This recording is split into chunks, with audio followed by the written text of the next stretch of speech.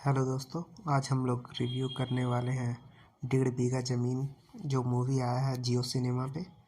तो ये सिनेमा जो है हमारे समाज का बहुत ऐसा मुद्दा है जो इस सिनेमा में आपको दिखेगा। एक ही सिनेमा में आपको समाज के अंदर का जो दो तीन बड़े बड़े मुद्दे हैं, जैसे हो गया आपका ज़मींदारी, दूसरा हो गया नेता का दबंगपन जिससे गरीब लोगों का ज़मीन हथिया लिया जाता है, तीसरा आपका दहेज प्रथा के बारे में दिखेगा।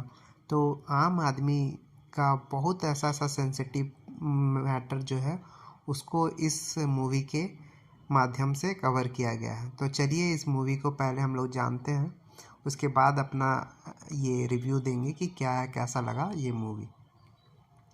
तो जैसा कि नाम से ही आपको पता है 1.5 बीघा ज़मीन इस मूवी का नाम है। तो इस मूवी में एक किरदार है अनिल सिंह करके, वो उत्तर प्रदेश के रहने वाले हैं। और इस मूवी में जो उनकी एक बहन है, उनके पिता का देहांत हो गया था, जो एक 1.5 बीघा ज़मीन लेके रखे हुए थे अपने नाम से। तो ये जो है उनकी अपनी बहन का जब रिश्ता पक्का हुआ तो ये दिखाता है कि बहन का रिश्ता जहाँ पक्का हुआ है वो एक लालची घर में हो गया। और वहाँ पे क्या था कि उन लोगों को बहुत ज़्यादा दहेज का मांग किया गया, 20-25 लाख रुपए, साथ में गाड़ी। तो ये एक बड़ा मुद्दा उठाया गया यहाँ, लेकिन ये गरीब होने के कारण, मिडिल क्लास से होने के कारण इतना पैसा इनके पास नहीं था।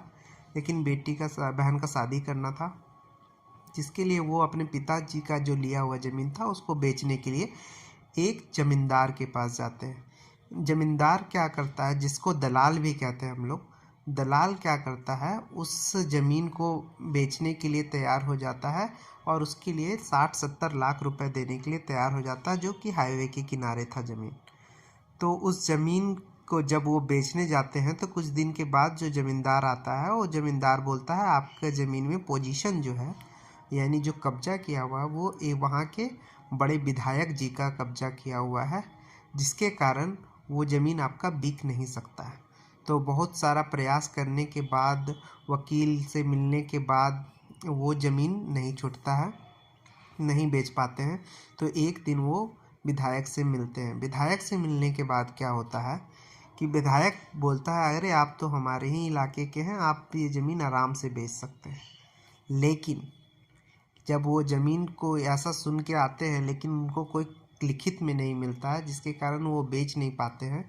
और विधायक किनारे से क्या करता है, उनको परेशान करना, सताना स्टार्ट कर देता है, बहन को अगवा कर लेता है कुछ समय के लिए, डराने के लिए।